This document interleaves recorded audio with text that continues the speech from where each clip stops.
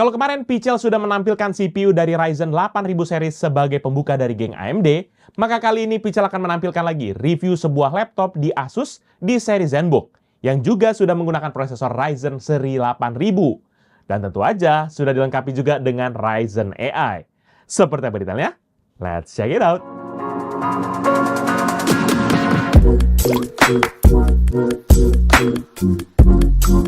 Halo guys, balik lagi bersama Pichel, dan kali ini Pichel akan nge-review sebuah laptop di segmen bisnis laptop besutan dari Asus, yaitu Asus ZenBook 14 OLED dengan kode UM3406. Spesifikasi laptop ini adalah sebagai berikut. CPU AMD Ryzen 7 8840HS mobile processor, RAM 16GB LPDDR5 dual channel 3,75 GHz, storage SSD M2 NVMe PCIe 4.0 dengan kapasitas 512 GB, integrated GPU AMD Radeon 780M dengan 512 MB sharing memory, dan layar OLED panel 14 inci glossy finish dengan resolusi 1920x1200 pixel atau WUXGA dengan refresh rate sebesar 60 Hz.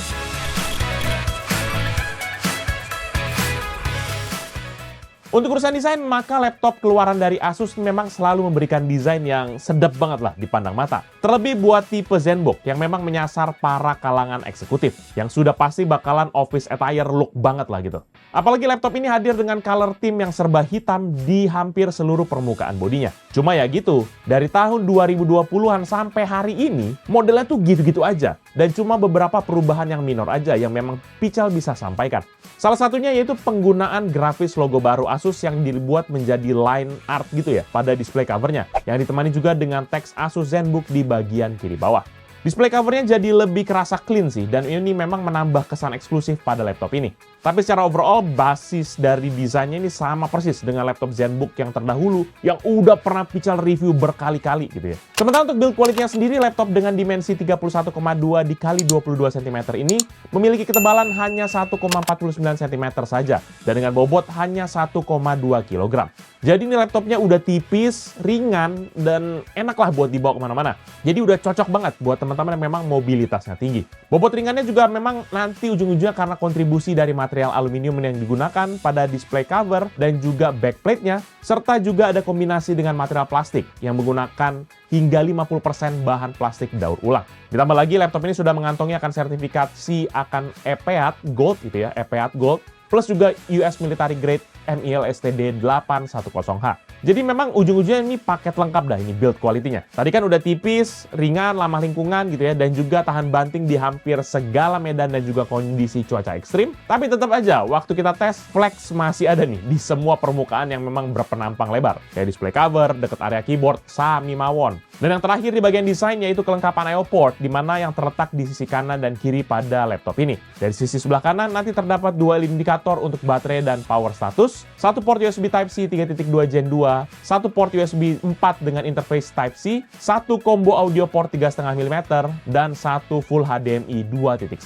Sementara di sisi kiri hanya ada satu port USB Type-A 3.2 Gen 1. Secara kualitas, Pichel sudah bilang ya cukup puas lah dengan kombinasi I/O portnya. Tapi memang secara kuantitas tentu saja ya nggak bisa teman-teman expect. Karena memang laptop ini tidak menyediakan kayak dedicated charging port. Jadi ujung-ujungnya kita harus ngorbanin salah satu port USB Type-C-nya sebagai double chop buat charging port lah. Dan sudah pasti juga teman-teman wajib punya USB hub sebagai pelengkap akan laptop ini ya. Karena ada beberapa yang missing.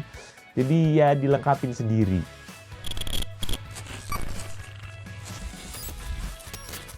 Di bagian layar, maka laptop dari Asus ini menggunakan Asus Lumina OLED Panel Glossy Finish yang berukuran 14 inci dan memiliki aspek rasio 16:10 dengan resolusi 1920x1200 atau WUXGA dengan refresh rate sebesar 60 Hz dan response time sebesar 0,2 millisecond. Layar nanti diproduksi oleh Samsung dengan kode ATNA 40CT02-0 yang memiliki color depth hingga 10 bit. Lalu berdasarkan spek sheet dari situs resmi Asus, nanti disebutkan dia hanya memiliki color akurasi 100% DCI P3 dan mampu memproduksi hingga 1 miliar warna. Lalu pas Pichel coba tes dengan X-Rite Display Plus, maka color akurasinya ini adalah 99,9% DCI P3, 100% sRGB, dan 95,5% 0,6% Adobe RGB. Untuk tingkat kecerahan maksimumnya pun, panel ini mampu menghasilkan hingga 400 nits dengan kontras rasio hingga 1 juta berbanding 1. Selain itu juga, panel layarnya nanti sudah mendapatkan beberapa sertifikasi, seperti contohnya True Black 600 dari VESA, Low Blue Light dari iCare, dan juga Blue Light Hardware dari TUF Rainland. Jadi sudah jelas ya teman-teman, laptop ini memang didesain sebagai alat kerja, bukan hanya untuk teman-teman pekerja kantoran dengan mobilitas tinggi, tapi juga mungkin buat teman-teman yang memang menggeluti akan dunia desain grafis. Karena sepengalaman Pichel menggunakan laptop ini, warna-warna yang dihasilkan memang jelas vibrant, vivid, dan juga terkesan enak lah gitu dilihatnya. Viewing angle-nya pun juga luas. Tapi yang memang sayangnya aja, ini ukurannya cuma 14 inci. Jadi buat beberapa yang udah terbiasa 16 inci, ya mungkin agak berasa kekecilan. Selain itu, layar laptop ini nanti juga memiliki screen to body ratio sebesar 87%. Ini kontribusi karena bezel layarnya yang hanya setebal 0,4 cm di sisi kiri dan kanan. Sementara untuk sisi atas ada 0,8 cm dan sisi bawah ada 2,5 cm. Dan untuk menopang layarnya pun ada juga sebuah engsel yang disatukan di enclosure di bagian tengah yang bisa membuka layar laptopnya hingga 180 derajat. Jadi ini sangat memudahkan buat teman-teman buat sharing layar ke partner kerja teman-teman sekalian, atau mungkin yang sekedar mager dong aja, kayak cuma saya males, saya dorong aja nih layarnya sampai rata.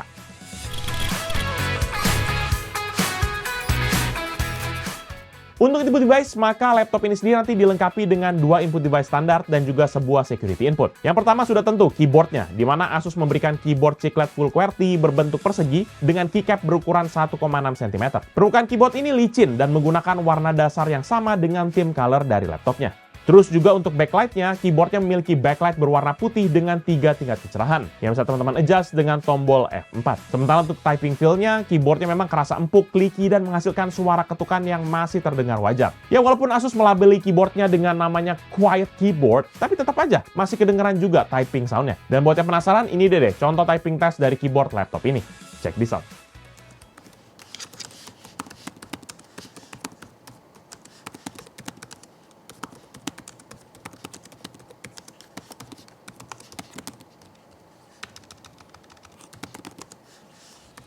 Input device kedua yaitu touchpad-nya. Dia memiliki area sentuh sebesar 10,5 dikali 7,5 cm. Dimensi ini sebenarnya nggak terlalu besar, tapi karena lebar laptopnya cuma sekitar cuma 35 cm-an aja, jadi bikin touchpad-nya kerasa lebih lebar. Selain itu, permukaan touchpad-nya juga bisa terkesan smooth dan bisa merespons dengan sentuhan baik dan sudah menggunakan coating anti sidik jari. Jadi paling nggak touchpad ini nggak cepet gampang dekil lah karena sidik jari kita. Sementara untuk fitur lainnya, touchpad laptop yang Pichel review kali ini tidak dilengkapi dengan number pad kapasitif, seperti yang memang ditunjukkan di situs resmi dari Asus. Lalu untuk clicking sound-nya pun, maka feel-nya ini memang juga nggak sampai terlalu berisik gimana-gimana juga. Jadi memang masih terkesan normal. Ya udahlah, daripada teman-teman penasaran, berikut ini adalah Pichel tunjukin clicking test dari touchpad laptop ini. Check this out.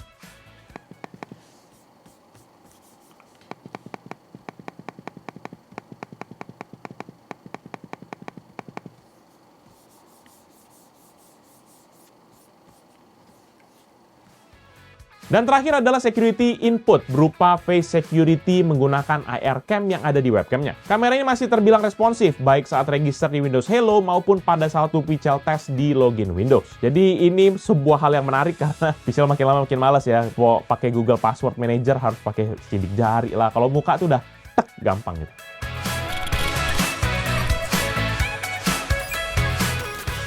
Nah, di bagian performa, maka laptop ini sendiri menggunakan AMD Ryzen 7 8840HS Mobile Processor yang memiliki 8 core 16 thread dengan fabrikasi 4 nanometer. Sementara untuk base clock-nya sendiri ada di 3,3 GHz dengan boost max hingga ke 5,1 GHz, serta memiliki default TDP 28 Watt dan max TDP hingga 30 Watt. Selain itu juga laptop ini nanti dilengkapi dengan RAM 16 GB LPDDR5 Dual Channel 3,75 GHz dan juga storage SSD M2 NVMe PCIe 4.0 dari Micron 2400 sebesar 512 GB dan dilengkapi dengan operating system Microsoft Windows 11 Home Single Language dengan build number 23H2 dengan code number 22631.3737 atau build number Windows paling akhir pada saat video ini Pichel buat. Dan satu lagi, laptop ini nanti sudah menggunakan neural processor AMD XDNA NPU untuk menjalankan yang namanya Ryzen AI. NPU ini sendiri memiliki spesifikasi up to 16 TOPS, yang artinya NPU ini mampu menjalankan operasional AI hingga 16 tera operation per second atau 16 triliun operasi per detik. Cuma memang ini kayaknya agak kurang ya, soalnya buat jalanin Copilot AI Plus aja tuh butuh sekitar 60-an TOPS gitu. Jadi bukan dikit sih, kurang banyak ya. Nah, Ryzen AI sendiri sudah pernah Pichel jelaskan di video Ryzen 5 8600G yang Pichel sempat rilis beberapa waktu yang lalu. Link videonya ada di sini kalau teman-teman memang penasaran mau nonton. Lanjut, sebagai performance boosternya, maka seperti biasa ada power mode dari Windows yang Pichel set kepada mode best performance. Dan juga untuk AIPT atau Asus Intelligence Performance Technology, dia ada memiliki 3 stepping mode, yaitu yang pertama standar, whisper, dan juga performance mode yang bisa teman-teman cycling menggunakan kombinasi tombol Fn dan juga F. Dan sekali lagi, untuk mode performance ini hanya bisa aktif selama laptopnya terhubung kepada arus listrik. Dan untuk kondisi benchmark, karena kita bentar lagi mau benchmark sintetik, maka Pichel set juga laptopnya ke mode HyperRX pada aplikasi AMD Adrenalin, supaya performance prosesornya bisa kita maksimalin lah. Tapi memang mode ini tidak dibatasi dengan mode charging ataupun baterai. Jadi fitur ini memang akan tetap aktif walaupun laptop hanya menggunakan power dari baterainya aja. Jadi seperti tes terakhir juga di beberapa video terakhir gitu ya, Pichel nanti akan gunakan 2 skenario. Yang pertama untuk charging mode, di mana dia pakai mode AIPT yang performance dan juga battery mode dengan AIPT standard mode ya. Jadi ada 2 nih. Supaya kita bisa minimal sama-sama lihat lah perbedaan dari performa laptop ini di kedua skenario tersebut. Dan testing pertama itu Cinebench R23 dalam kondisi baterai mode dalam 1 kali pengujian menghasilkan skor 9414 untuk CPU multicore dan 860 poin untuk CPU single core, sehingga MP rasionya sebesar 10,95 kali. Sementara charging mode dalam 1 kali pengujian menghasilkan skor 13.585 poin untuk CPU multicore atau naik sebesar 44,4% dan 1.692 poin untuk CPU single core atau naik sebesar 96,7%,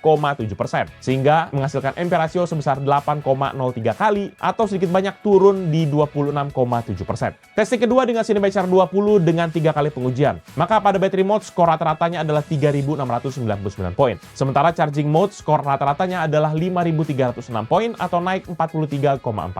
Sementara untuk testing ketiga dengan CPU test menggunakan rendering BMW di aplikasi Blender dengan 3 kali pengujian untuk 1 frame, maka untuk battery mode, 1 frame dapat diselesaikan dengan waktu rata-rata 4 menit 17 detik. Sementara untuk charging mode, ini dapat diselesaikan 1 frame dalam waktu 2 menit 53 detik atau naik sebesar 32,6%. Testing keempat dengan tes rendering Pichel Perfect Benchmark di Adobe Premiere 2020 menggunakan Project 15 Clip 4K, format H264, dan juga preset quality 4K. Maka pada battery mode, dia berhasil meraih Project 15 Clip 4K tadi dalam waktu 3 menit 53 detik. Sementara untuk charging mode, dia bisa berhasil meraih project dalam waktu 2 menit 59 detik atau naik sebesar 23,1%. Lanjut lagi untuk testing kelima dengan PCmark 10 sebagai gambaran overall performa dari laptop ini. Maka pada battery mode, skor yang didapat adalah 8.829 untuk essential, 7.669 untuk productivity, dan 6.357 untuk digital content creation. Sehingga skor akhirnya adalah 5.413. Sementara untuk charging mode, skor yang didapat adalah 11.110 untuk essential, 10.739 untuk productivity, dan 9.229 untuk digital content creation. Sehingga skor akhirnya adalah 7.403 atau naik sebesar 36,7%. Ini dia deh perbandingan dengan beberapa laptop dan PC yang Pichel pernah review.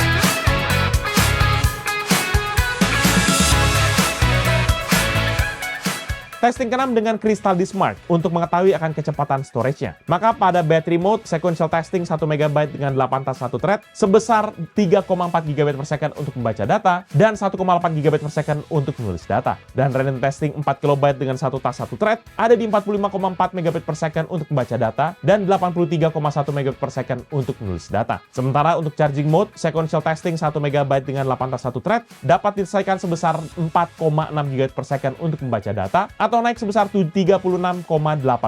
Sementara ada juga untuk menulis data sebesar 1,8 GB per second, ini turun 0,1%. Dan kemudian untuk random testing 4 KB dengan satu tas satu thread ada di 59,7 MB per second untuk membaca data atau naik sebesar 31,4%. Dan juga 149,6 MB per second untuk menulis data atau naik sebesar 80,1%.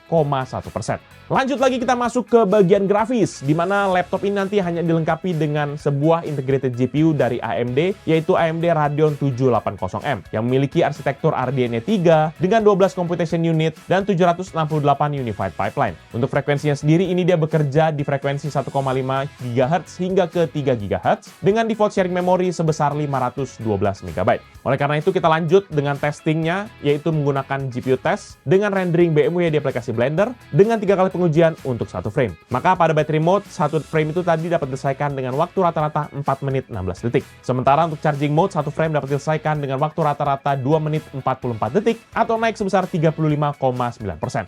Dan tes terakhir untuk synthetic benchmark menggunakan 3D Mark Times Pi, maka pada battery mode, integrated GPU-nya mendapatkan skor 2044 untuk grafik, 6716 untuk CPU, dan 2282 sebagai overall skornya. Sementara pada charging mode, integrated GPU yang mendapatkan skor 2952 untuk grafik atau naik sebesar 44,4%, 8891 untuk CPU atau naik 32,4%, dan 3280 untuk overall point-nya atau naik sebesar 43,7%. Ini dia perbandingan dengan laptop dan PC yang PC alternatif.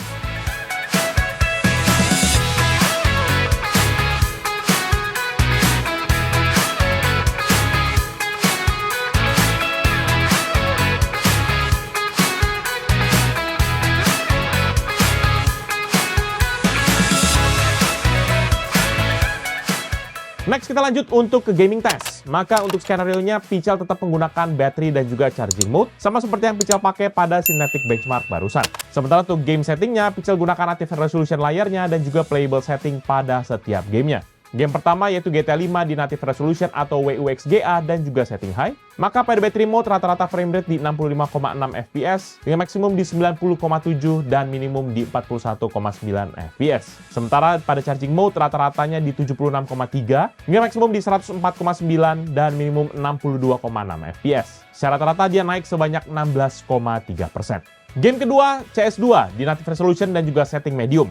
Pada battery mode rata-ratanya di 64,5 dengan maksimum di 120,9 dan minimum 15,3 fps. Sementara untuk charging mode rata-ratanya di 95,5 fps dengan maksimum di 137,8 dan minimum di 58,2. Sehingga rata-ratanya naik sebanyak 48,1%. Game ketiga Dota 2 di native resolution dan juga setting medium. Maka di battery mode rata-ratanya di 75,2 dengan maksimum di 85,5 dan minimum 68,0 fps. Sementara pada charging mode rata-ratanya di 102,7 dengan maksimum di 122,5 dan minimum 68,9 fps. Sehingga secara rata-rata naik sebanyak 36,6%.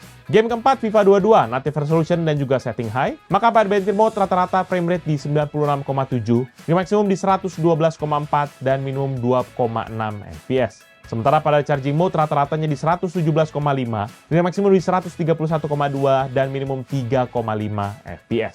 Sehingga secara rata-rata naik sebanyak 21,5%. Game kelima, The Sims 4 di native resolution dan juga setting medium. Pada battery mode rata-rata frame rate di 75 fps dengan maksimum di 107,3 dan minimum 2,9 fps. Sementara untuk charging mode rata-ratanya di 106,8 dengan maksimum di 149,7 dan minimum 2,6 fps. Sehingga secara rata-rata naik sebesar 42,4%. Game ke-6, Cyberpunk 2077 di native resolution dan juga setting low. Di battery mode rata-ratanya di 31,2 dengan maksimum di 41,2 dan minimum 23,2 fps. Sementara pada charging mode rata-ratanya di 45,3 dengan maksimum di 63,5 dan minimum 32,8 fps. Sehingga secara rata-rata naik sebesar 45,2%. Game ketujuh, Need for Speed Unbound, native resolution dan juga setting low. Maka pada battery mode rata-ratanya di 29,9 dengan maksimum di 31,9 dan minimum 26,8 fps. Sementara untuk charging mode rata-rata frame rate di 57,5 dengan maksimum di 65,4 dan minimum di 45,9 fps. Sehingga secara rata-rata naik sebesar 92,3%. Game ke-8, Valorant, native resolution dan juga setting high. Maka pada battery mode dengan rata-rata di 128,4 dengan maksimum di 182,4 dan minimum di 86,6 fps. Sementara pada charging mode rata-ratanya di 158,8 maksimum di 199,9 dan minimum di 103,7 fps. Secara rata-rata naik sebesar 23,7%. Game ke-9 sekaligus yang terakhir yaitu Genshin Impact, native resolution dan juga setting medium. Pada battery mode rata-rata frame rate di 48,7, maksimum di 61,4 dan minimum 32,8 fps. Sementara untuk charging mode rata-ratanya di 71,7 fps, maksimum di 93,9 dan minimum 52,7 fps. Sehingga secara rata-rata naik sebanyak 47,2%. Nah, kalau kita lihat hasil dari benchmark sampai game test barusan, Pichel bisa memberikan kesimpulan sementara. Kalau laptop ini memang bisa dibilang device yang pakai untuk mayoritas kebutuhan teman-teman sekalian. Karena secara performa laptop ini sudah dibilang powerful lah, apalagi untuk menjalankan beberapa aplikasi yang memang teman-teman mungkin bisa anggap sebagai aplikasi yang berat. Lalu sebagai penunjang akan kinerja laptop ini, terdapat juga nih sebuah kipas yang terhubung dengan single heat pipe sebagai cooling sistemnya. Nanti kipasnya ini akan menarik hawa panas dari CPU-nya lalu membuangnya melalui lubang ventilasi yang ada di sisi bodi laptop sebelah kiri. Untuk itu, agar kita bisa melihat efektivitas dari cooling sistemnya, Pichel lanjutkan ke idle dan juga stress test menggunakan aplikasi Aidana 4. Skema yang Pichel gunakan juga masih sama, yaitu menggunakan kombinasi battery dan juga charging mode. Dan buat jaga-jaga, Pichel set laptopnya ke airplane mode plus antivirusnya kita matikan supaya meminimalisir akan background activity selama pengetesan. Maka pada kondisi idle, CPU usage-nya laptop ini berada di rata-rata 1,6% dengan suhu rata-rata 37,7 derajat. Sementara untuk power di 3,5 watt dan frekuensi di 2,0 GHz. Setelah 10 menit dari kondisi idle, maka Pichel masuk nih ke charging mode. Dan CPU usage-nya sempat naik hingga ke 4,4% yang diikuti dengan lonjakan suhu ke 61,9 derajat. Sementara untuk power di 12,4 watt dan frekuensi di 3,2 GHz. Tapi kejadian tersebut hanya berlangsung sekitar 1 detik aja. Setelah itu grafiknya turun hingga menyentuh CPU usage di 0,8% dengan suhu di 47,9 derajat dan power di 2,8 watt dan frekuensi di 3,0 GHz. Pergerakan grafiknya cenderung impulsif yang menghasilkan grafik naik turun secara teratur. Untuk itu, Pichel kembali monitor dengan durasi sekitar 10 menit untuk memantau pergerakan grafiknya. Tapi ketika monitor baru berjalan sekitar 6 menit, terjadi background activity yang menyebabkan kenaikan suhu prosesor hingga ke 92 derajat Celcius yang dibarengi dengan kenaikan power ke 19 watt dan frekuensi di 3,4 GHz. Kejadiannya sih nggak lama, cuma sekitar 15-an detik aja. Setelah itu grafiknya kembali ke kondisi semula dan Pichel lanjutkan monitoringnya sampai durasi 10 menitnya selesai. Setelah itu Pichel istirahatkan kurang lebih sekitar 5 menit dan Pichel langsung masuk kepada stress test dengan aplikasi Aidana 4. Tapi dalam kondisi battery test terlebih dahulu. Pada saat stress test dimulai, maka suhunya naik ke 55,6 derajat dengan power ke 16,8 watt dan frekuensi tetap di 3,0 GHz. Kemudian Pichel coba monitor lagi dengan durasi sekitar 10 menit dan semua grafiknya cenderung stabil tanpa adanya pergerakan yang berarti. Hanya saja prosesornya memang suhunya nih agak naik turun beserta dengan powernya nih, seiring dengan berjalannya waktu. Dan setelah durasi monitoring berakhir, maka suhu prosesornya sudah berada di angka 92,4 derajat Celcius dengan power berada di 17,4 watt dan frekuensi yang stabil di angka 3,1 GHz. Selanjutnya Pichel masuk ke skenario terakhir yaitu charging mode dan ketika skenario ini dimulai, suhu prosesornya kembali naik ke level 95,4 derajat Celcius dengan power ke angka 34 watt dan frekuensi naik hingga ke 4,2 GHz. Grafiknya cenderung stabil dan datar-datar aja. Tapi memasuki menit ke-6 dari skenario ini, terjadi throttling dan suhunya drop ke 92 derajat dan powernya menjadi 30,6 watt. Sementara untuk frekuensinya hanya turun sedikit ke 3,9 GHz. Setelah itu grafiknya kembali stabil hingga ke akhir pengetesan dengan skor akhir di 89,1 derajat Celcius untuk suhu, 28,0 watt untuk power, dan 3,8 GHz untuk frekuensi dengan total durasi testing selama 47 menit dan 34 detik. Walaupun memang teman-teman bisa lihat ada throttling, tapi menurut Pichel ini good job untuk AMD, di mana mereka bisa maintain akan TDP-nya ya di 28 watt selama pengetesan. Walaupun bisa dibilang ya kan tadi kan ada harusnya bisa turbo max sampai ke 30. Ya oke, ya. Tapi ini menurut Pichel udah oke lah, apalagi buat dia kan secara sustainability-nya begitu terus gitu. Itu bagus itu. Sementara untuk suhu permukaan laptop pada kondisi battery test mode office, maka titik panasnya berada di sekitar area keyboard bagian atas. Pada hari ini suhunya mencapai rata-rata 29,3 derajat dengan suhu tertinggi mencapai 30,8 derajat Celcius. Sementara di sisi bawah laptop, titik panasnya berada di area chip CPU-nya. Pada hari ini suhunya mencapai rata-rata 34,5 derajat dengan suhu tertinggi mencapai 35,7 derajat Celcius. Kemudian pada saat stress test, titik panas berada di area exhaust ventilation yang berada di bagian kiri atas dari keyboard laptop ini. Pada hari ini suhunya mencapai rata-rata 43,6 derajat dengan suhu tertinggi mencapai 52,5 derajat Celcius atau naik sebanyak 70,5% untuk suhu tertingginya. Lalu pada sisi bawah laptop, titik panasnya mulai terpusat di lokasi CPU-nya, di mana pada hari ini suhunya mencapai rata-rata 49,7 derajat dengan suhu tertinggi mencapai 54,4 derajat Celcius atau naik sebesar 52,4% untuk suhu tertingginya. Suhu ini memang sedikit banyak ada berada di batas ambang-ambang hampir-hampir lah ya. Apalagi bahkan di lot tertingginya ini suhu permukaannya tuh udah hampir mau mencapai ya 50-60 derajat, ini udah terbakar sih sebenarnya. Yang artinya memang CPU laptop ini menurut Pichel mungkin agak ngos-ngosan ya. Dan juga panasnya agak kurang bisa dikontrol lah. Mungkin 2 kipas harusnya bisa lebih bagus gitu ya.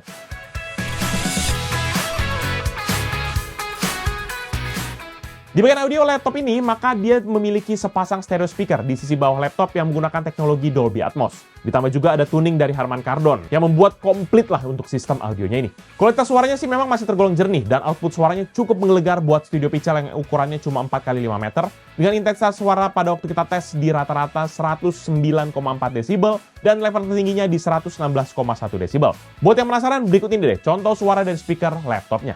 Check this out.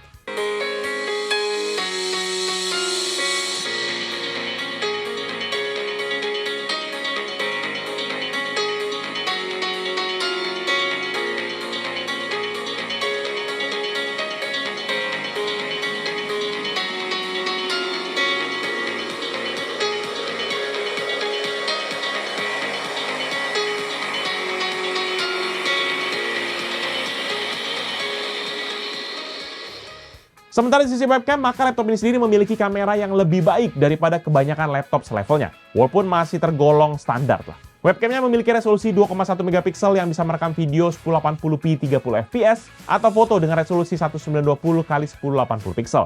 Dan kalau teman-teman tanya akan hasil tangkapannya, ya memang tergolong so-so lah gitu. Tapi biarpun begitu, webcam laptop ini sudah dilengkapi dengan teknologi berbasiskan AI, seperti contohnya AI Noise Cancelling Audio untuk mengurangi kebisingan latar belakang selama panggilan video. Ada juga AI Powered Camera Enhancement yang dapat meningkatkan kualitas gambar secara otomatis, seperti contohnya penyesuaian pencahayaan dan juga fokus, sehingga membuat tampilan wajah kita tuh selalu ada di tengah frame-nya. Dan seperti yang sudah Pichel mention di awal, bahwa webcam laptop ini juga sudah dilengkapi dengan IR kamera buat melengkapi akan keperluan face login. Yang juga sudah ada teknologi AI face login yang membantu dalam pengenalan wajah lebih cepat dan juga lebih akurat. Ditambah lagi buat teman-teman yang concern banget soal privacy, maka sudah ada juga nih lens cover sebagai tambahan fitur keamanan yang harus kita buka tutup secara manual. Dan buat yang penasaran, berikut ini deh adalah contoh hasil kamera tes dari webcam laptop ini. Check this out.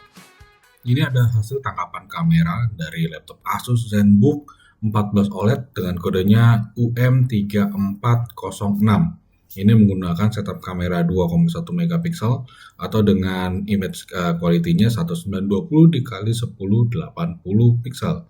Ya, ini dia sudah menggunakan fitur AI seperti contohnya auto image framing. Jadi akan membuat tampilan saya selalu berada di tengah. Jadi kalau saya geser ke sini, dia akan selalu otomatis ke tengah.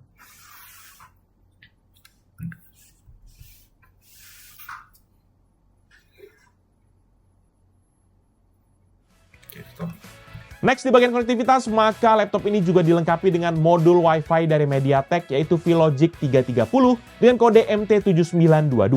Modul Wi-Fi ini sudah support akan Wi-Fi 6E 802.11ax dengan triple frekuensi di 2,4, 5, serta 6 GHz. Sementara juga sudah ada Bluetooth versi 5.3 yang disematkan dalam chip Wi-Fi-nya ini. Dan buat teman-teman yang mungkin butuh koneksi via Ethernet ataupun LAN, tetap bisa menggunakan tapi pakai dongle port USB ya, karena memang Asus nggak melengkapi laptop ini dengan port Ethernet.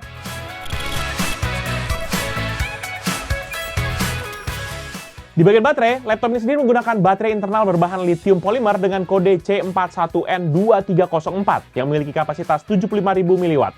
Dalam pengujian baterai PC Mark 10 dengan skenario Modern Office, Full Brightness, dan juga standar mode IPT, maka laptop ini dapat bertahan selama 12 jam 49 menit dari 100 hingga 2% baterainya. Sementara skenario Gaming, Full Brightness, dan juga standar mode IPT, maka laptop ini dapat bertahan selama 2 jam 19 menit dari 100 hingga ke 3% baterainya. Ini baru namanya laptop level produktif. Bisa diajak kerja seharian tanpa ketergantungan sama colokan listrik. Kayaknya nih laptop bakalan jadi partner sejati buat para sobat lembur sini ya. Lalu untuk pengisian pengisian baterainya, laptop ini nanti dibekali dengan charger dengan output maksimum 21 volt 3,25 ampere atau setara dengan daya 65 watt. Dan untuk pengisian dayanya dari 0 hingga 100% membutuhkan waktu 2 jam pas dalam kondisi laptop sedang hidup dan sedang tidak kita gunakan.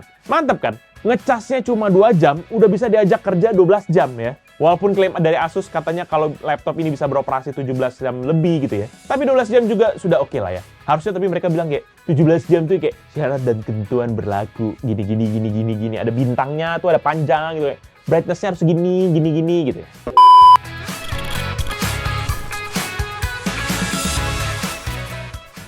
Dan bahasan terakhir adalah soal kemampuan upgrade-nya, yang sayang sekali laptop ini minim dari sisi upgrade, karena modul RAM-nya sudah menyatu dengan motherboard-nya. Jadinya opsi upgrade hanya bisa kita dapatkan dari sisi storage-nya saja, di mana pada laptop ini terdapat satu slot M2 NVMe 4.0 dengan kapasitas 512 GB, yang bisa teman-teman ganti seandainya space-nya dirasa masih kurang besar. Di balik dari itu, selebihnya tidak ada lagi opsi upgrade untuk laptop ini, terbatas. Overall, menurut buat pribadi Pichel, Asus ZenBook 14 OLED UM3406 adalah sebuah work tool yang bisa teman-teman perhitungkan keberadaannya.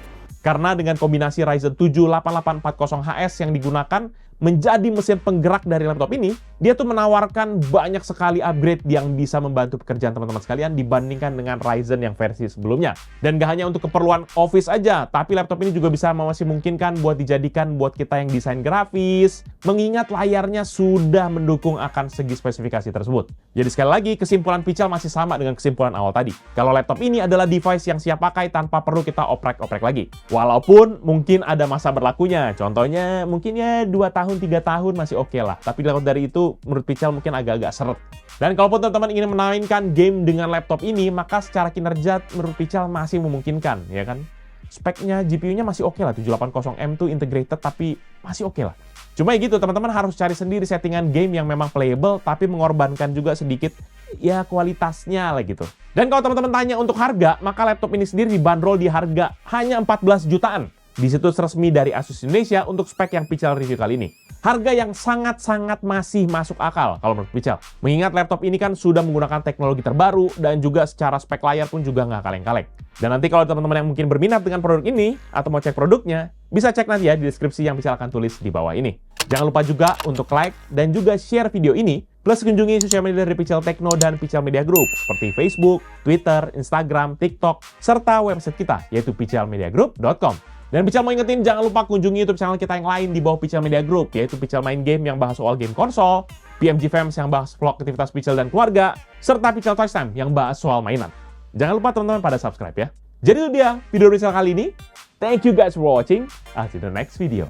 Bye-bye!